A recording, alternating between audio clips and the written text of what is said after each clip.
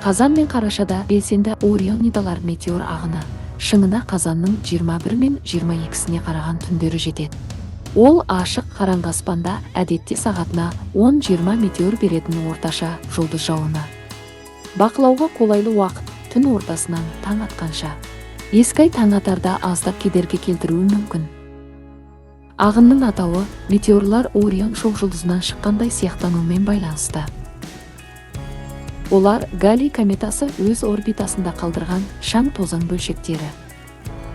Жарығы әр жылда метеорлардың атмосферада жанған ізі аспанда бірнеше секунд жарқырап тұрады. Метеор ағынын бақылау үшін арнайы жабдық қажет емес. Жылы киініп алып, жасанды жарық көздері алыс қараңғы, қауіпсіз жерге барыңыз.